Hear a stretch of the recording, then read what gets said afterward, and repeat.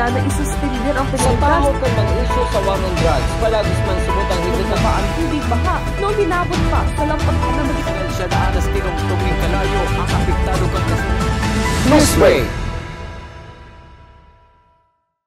Sa headlines kan mga barata, 35 pesos kada kilo nin bagas urual daw ng mababakal sa National Irrigation Administration digdi sa siyudad kang Naga. Automated counting machine, roadshow gigibuhon na sa December. 5 harong sa Naga City, pinutulan ni supply ng tubig kang MNWD huli sa illegal na pagtakod kang booster pump. 11th test of practical competency in IT. Pinagpartisiparan ka mga estudyante kang Naga College Foundation. Diyos marahay na banggi. Ako po si Mark Mendoza. Asin ako si Antoinette Eduardo. Kami ang sa indong tagapagatod Barata. 5 residensya sa syudad ni Naga ang pinutulan subuot nin supply nin tubig kan Metro Naga Water District matapos madiskubre ang bakong otorisadong paggamit subuot nin water booster pump.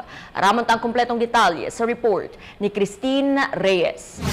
May 5 ng residensya na sakop kan Metro Naga Water District ang pinutulan ni supply nin tubig ninhuli sa day otorisadong paggamit ng booster pump. Basado ini sa iniluwas na Executive Order No. 2024-023 na pagbilog kang Naga City Bantay Water Booster Pump Task Force kan lokal na gobyerno kan Naga. Ini parte kan pagpakusog kang kampanya kang MNWD na day maggamit ni mga booster pump para magkusog ang supply kan SID ng tubig. Susog kay Mr. Chappy de la Cruz, tagapagtaram kang MNWD. Bago pa man putulan ni supply nin tubig ang mga residensya, tinatauwanan muna inining notice of violation para mapakarahay pa ang linya kan sa edang tubig. Alagad, kung day na inibabaaguhon, mayo na subotsid ng ibang pagpipilian kundi putulo ng supply ng tubig. Hinahapot kami, ano ba nga ang kaipuhan mi para mapuho ini yung mga paggamit ng mga unregulated na mga booster pumps. But sabi kang unregulated, yun yung mga booster pump na nakadirektang sa samuyang linya nanday nagagamit ng cistern tank. So sinabi mi sa inda kung ano sa pangangay po mi, as in insigida, nagsimbag sinda na mapag-ibos sinda ng executive order. Ini kaya iguana ni existing na ordinansa 1993 pa, ining Naga City Ordinance number 93-087. Ano? So haloy na ini ginibuhan lang ng executive order, mas pinakusog, mas kung sa kuyan pigtawan ng ngipon ang ordinansang ini. Tinawan-tawan na siya ng notice of violation para sunodun ninda so tamang installasyon kang booster pump. Yan lang dahil sinalagsunod, kaya tatawan na siya ng notice of disconnection. Sa executive order na ini, mas mapapadali ang pag-inspeksyon kan MNWD sa mga establishmento asin mga residensya kung sila nagsusunod sa tamang pagtakod kan sa mga booster pump. Ining task force na pigbilog kang sa tuyang mayor, saro ni sa makakatabang na maray para sa tuyang ma-inspeksyon na tultul itong mga establishmento sa mga residensya na nagagamit ng mga booster pump na day tama na paka-installer. Ano? So, kaya kami, ang MNWD, nagpapasalamat man sa Siyudad kang Naga sa paggibo ka ng executive order na ni. Actually, dahil pa nagpapasa ng executive order ang LGU Naga, ang MNWD nagpupuuna na maglibot, magtaon ng mga notisya sa samuyang picturean na nagagamit ng mga booster pump. Padagos ang pagpagirumdom ka Metro Naga Water District sa saida mga konsumidores na dai maging pasaway asin sunodon ang direktiba kan saidang opisina.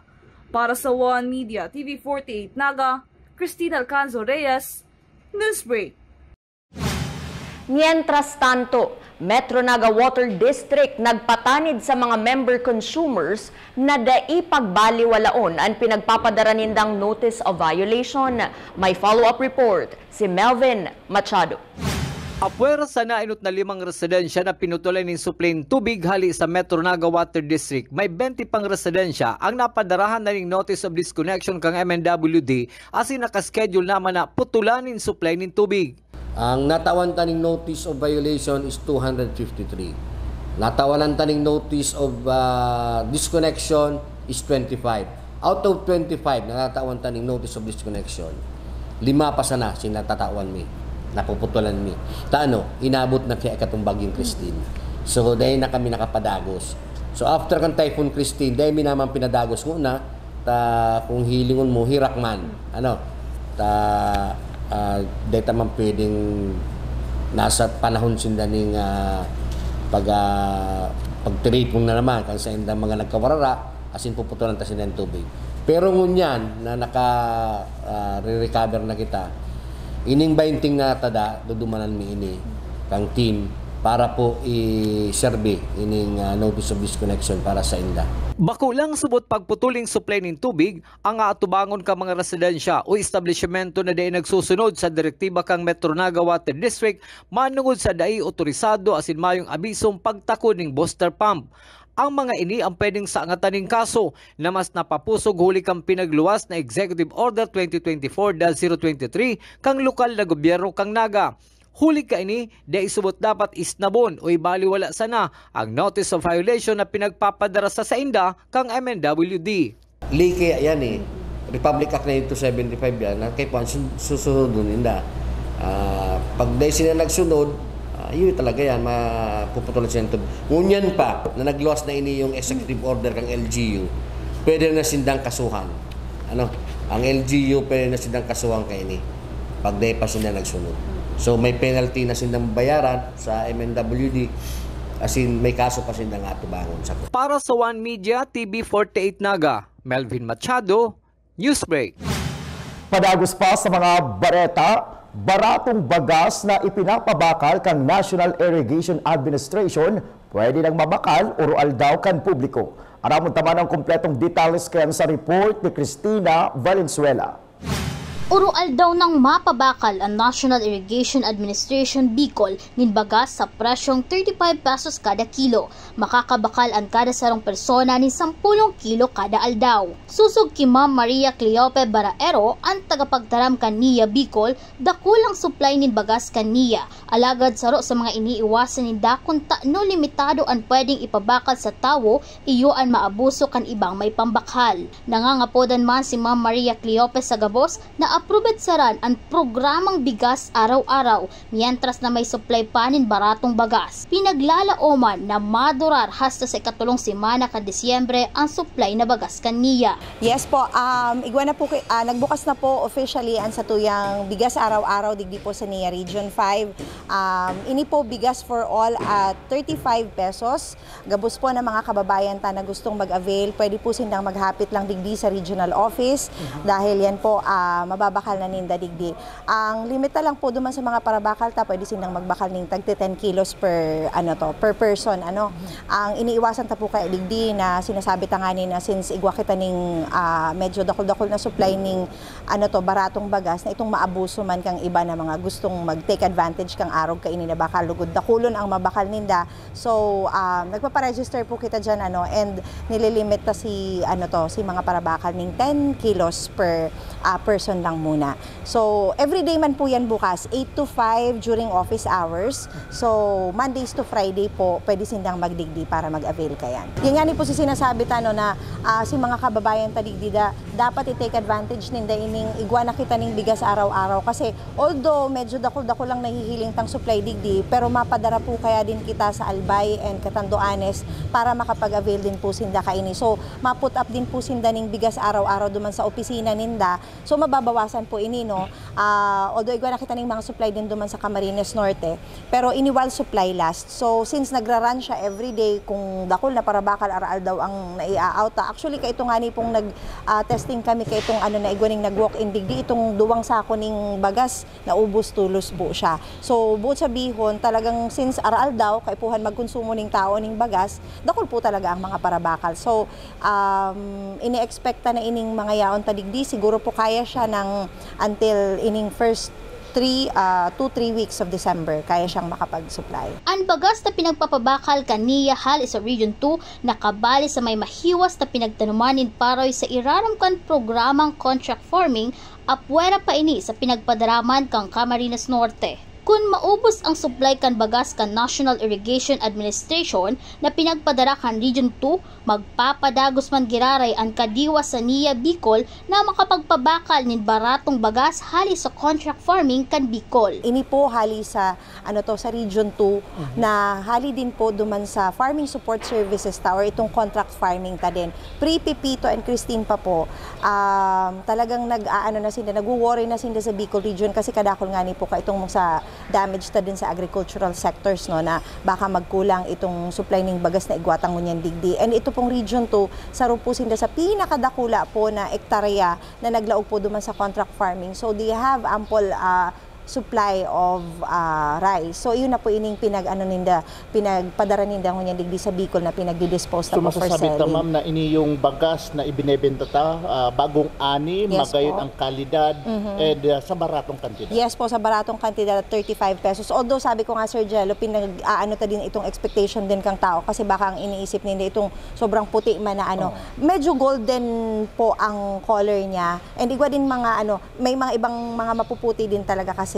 Pero ang ta digdi is itong grain niya buo and bako po siyang itong pareho kang mga nababakalta na at ang barato, porke baratuhon baka si mga putol-putol ang grain na pag sinap na mo. Pero ini po, buo po ang grain niya. Although bako lang po siya ning kaputian. But we also tried it. Pinagsap namin man po ini para mahiling ta itong quality. Kung kumusta man siya, may parong ba siya pag sinap na. So okay man po siya. And pig kukonsumo din po.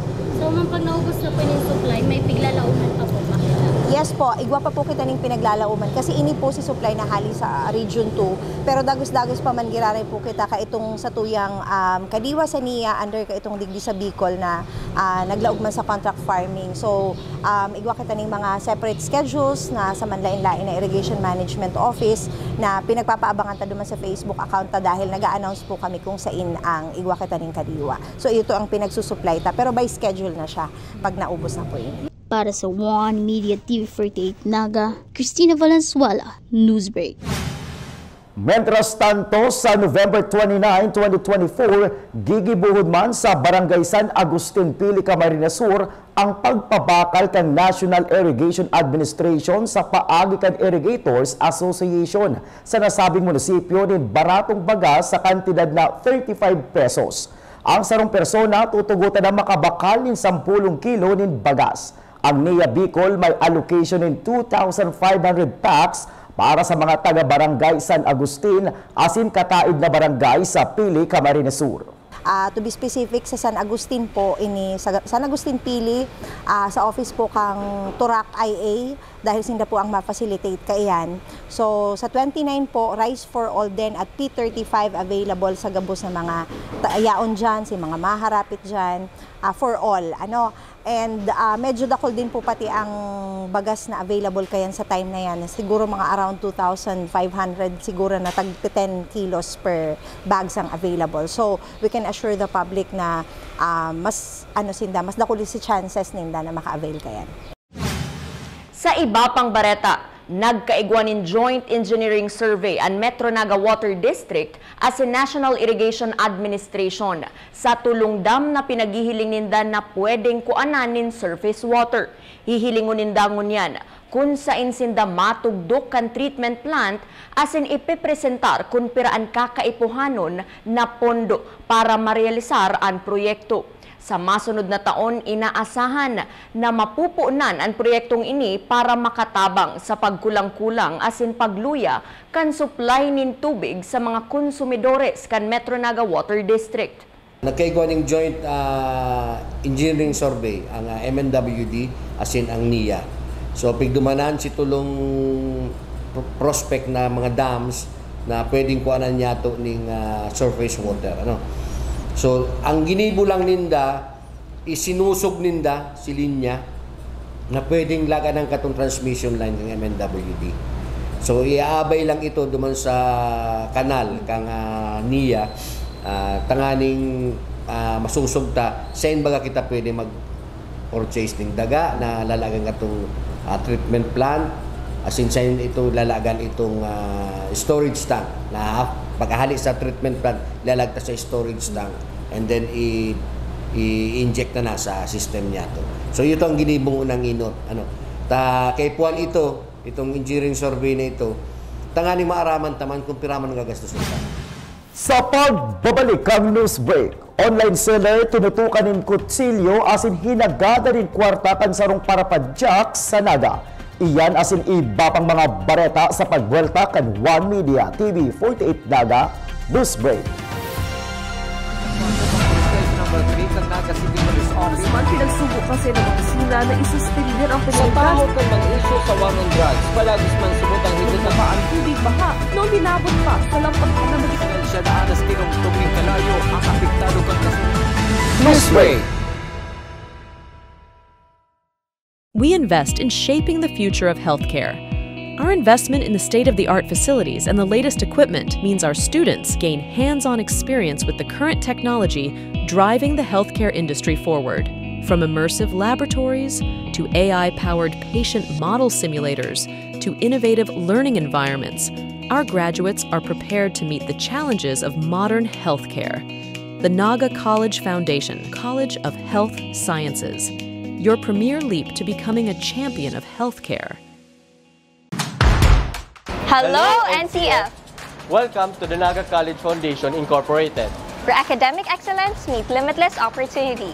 Welcome to the home of the champions. Join us as we leap into the future. NCF is committed to providing state-of-the-art facilities to nurture the next generation of professionals. Our first-class facilities are designed to empower our students and equip them with the skills and knowledge needed to excel in their chosen field. Here at NCF Wings, you are a step closer to your dream of becoming a flight attendant. This is the first cabin crew training in Bicol. But at the heart of it all is the newly constructed College of Criminal Justice Education building. The Naga College Foundation Incorporated is one of the 10 schools in the Philippines recognized by the Commission on Higher Education as the Center of Development in Criminology. Our classrooms are designed to facilitate interactive learning, Strategically designed to support collaborative discussion and critical thinking. This building is home to Bicol's first world-class indoor firing range, which provides our students first-hand training in ensuring that they are proficient in firearm safety and marksmanship. from crime scene simulation laboratories to forensic science facilities. NCF CCJE has a wide range of specialized resources to prepare its students for various career opportunities in criminal justice. Unlock your potential today. Join us as we leap into the future. Join the Naga College Foundation, College of Criminal Justice Education.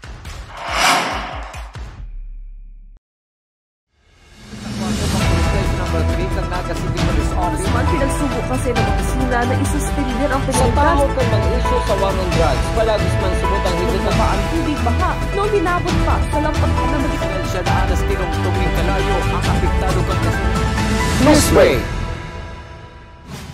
Sa pagpapadagos kan mga bareta, automated counting machine roadshow kan Comelec Naga nakatalaan gibuhon sa masunod na bulan. Ang detalye sa report ni Melvin Machado.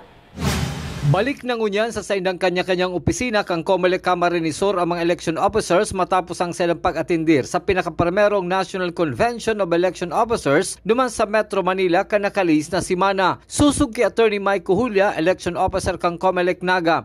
Pinag-adala ninda kung paano ang pag-operate ka mga automated counting machine na gagamiton sa 2025 election. Sindaman subot ang matukdo sa mga maestra na katuwang ninda sa eleksyon. Then nag-training po kami sa operation po katong automated counting machine para po pag abot man po next year, February or March, kami naman po ang ma-training naman sa mga teachers po na ma-serve sa election. Siyempre ang machine tapong bago itong ang apod na ng automated counting machine. Sa December 2, 2024, gigibon man subot ang ACM Roadshow sa bilog na Pilipinas. Digdi sa Naga sa IBP Hall ang magiging venue. Sa nasabing roadshow, imbitado ang mga kandidato, media asin iba pang sektor para ipahiling kung paano gamiton ang automated counting machine. Sa maabot man pong Disyembre 2, nationwide po magkagawa kita ng kick-off po kang ACM Roadshow ta po. Ibig sabihin kayan, sa bawat COMELEC offices magkakaigwa sila ng demo kang pag-operate ka machine. Kaya sa Naga City, schedule ta po yan December 2, ang venue ta IBP Hall. Siyempre imbitado ta po dyan mga kandidato, tapos media. Yan, para po matry po ang pagboto gamit po ang bagong automated counting machine. Biyantas tanto ang chairman kang Board of Election Inspector as ang third member ang tutukduan kung paano mag-operate kang automated counting machine. Para sa One Media TV 48 Naga, Melvin Machado, Newsbreak. 11 personahe kan Camarines Sur Electric Cooperative 2 ang yaon paunyan sa probinsya kan Catanduanes bilang parte kan Task Force Kapatid na nagtatabang na maparikas ang paghirahay kan mga posting na danyaran kan Super Typhoon Pipito. Sa ngunya nakadagdag ang mga barangay kan Santo Domingo asin kalabnigan sa Banwaan kan Virac. Sa napailawan, kaibahan kang Casureco 2 ang iba pang personahe kan mga electric cooperative sa Bicol na nagtatabang sa Catanduanes. Nagpadara kita ng 11 na personnel ali po sa Casureco 2 na kung saan ang katuyuhan ta po itong makatabang kita duman sa probinsya kang Catanduanes. Na kung saan talagang grabe po si Destroso pag-abot sa linya ng kuryente dara ka itong bagyong Pipito. Ngunyan, madurar po si pag-ayuda ng Daduman 15 days. And after ka ito, nakadepende po sa magiging assessment kung may extend sinda hanggang December 2024. And tigihiling ta, mabilis ang trabaho dahil nakulong pong mga electric cooperatives na nagtatabang duman. Kumbaga, naging parte lang kita dahil dakula po talaga si naging Destroso duman sa sangaran ng kuryente. Naka-assign kita sa may Banwaan kang Birac, Birac Catanduanes. Saro po yan sa tinamaan kaya itong bagyong Pipito. Grabe si Destroso pag-abot sa kuryente.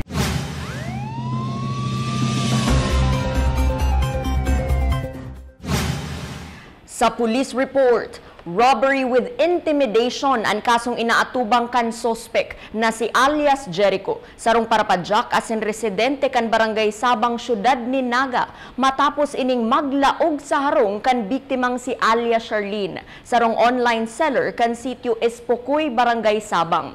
Tinutukan subuot nin kutsilyo ang biktima asin hinagada nin kwarta. Tulos man nagtaonin 1,000 pesos ang biktima, alagad naghagad pa subutan sospek kun kaya napiritan siyang magtao pa nin 1,000 pesos.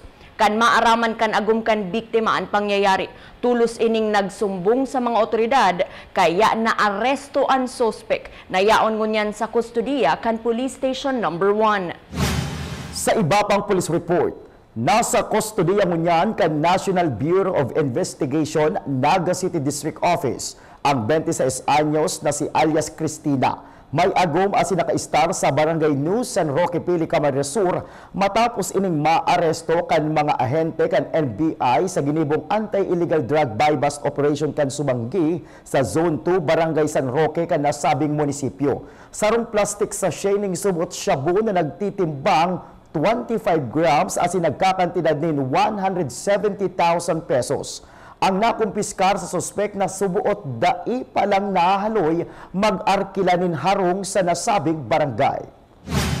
Sa iba pang bareta, mga estudyante kan Naga College Foundation College of Computer Studies nagpartisipar sa ika-11 Test of Practical Competency in IT. Aramon tang detalye sa report ni Campus Correspondent Jeric Nunez. Sobra sa 40 na mga estudyante kang NCF College of Computer Studies ang liwat nagpartisipar sa Test of Practical Competency in IT o TOPSIT examination kan November 20, 2024. Magkakasabay na ginibok ang sobra sa 160 na mga higher educational institutions or HEIs ang 11 TOPSIT exams sa Pilipinas sa giya kang Commission on Higher Education or CHED. Iniman ang ikalimang beses na pagpartisipar kang Naga College Foundation sa TOPSIT kaya pinaghandaan maninik kang CCS Department. Yung prep namin sa TOPSIT is yung mga students currently may session kay Dean to review, especially yung klase niya like third year and fourth year. At nasa 177 schools in entire Philippines, and 60,000 students ang currently magte-take. Then, sa atin, sa NCF, we are thankful na may 44 students na nag-take, and ilan doon ay third year and fourth year. Ayan. Sir, gaano ka-importante itong TOPSET exam sa students natin? Importante siya kasi mini-measure dito yung parang mga tinuturo namin sa mga bata. Tinitingnan dito kung hanggang saan yung level. Kasi meron tong ranks and level sa TOPSET. Si BSIS 4th year student Maria Shaan Arga na saro sa mga nag-take ng exam, nagtutubod siya na saro ining importanteng lakdang para sa SAIA. I think this is the path para mag-excel pa kami sa aming tinatahak na career on the future. Igwain ninin 65 items tin mga questions na dinisenyo tanganing ma-diagnose as in ma-assess ang mga importanteng skills kan mga IT specialist as in mga developer ng software na matrabaho sa industriya. Ang TOPSET exam ang pinag-organisar kang gobyerno kang South Korea sa paagi kang Ministry of Science and ICT as in Ministry of Trade, Industry and Energy na mauwota saon as in mag-setting standard sa mga skills na kinakaipuan kang mga estudyante tanganing mas maging andam bago sinda maggraduar. Inaasahan man na maluwas ang resulta kang nasabing exam bago ang masunod na exam sa May 2025.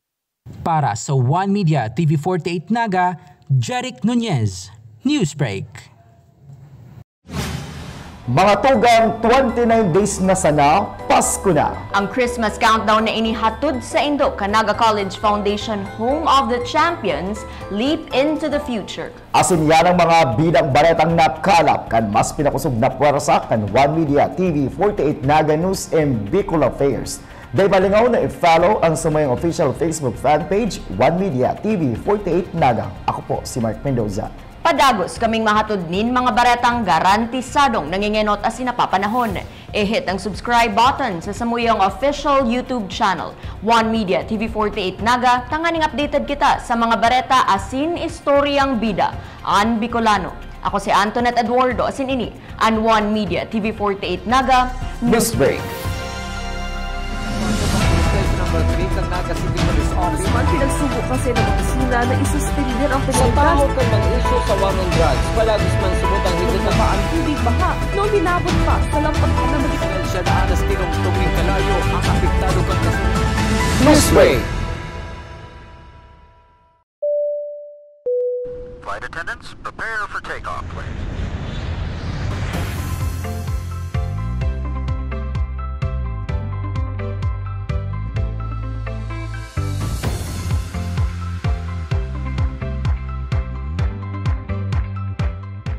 Slip life vest over your head. Take the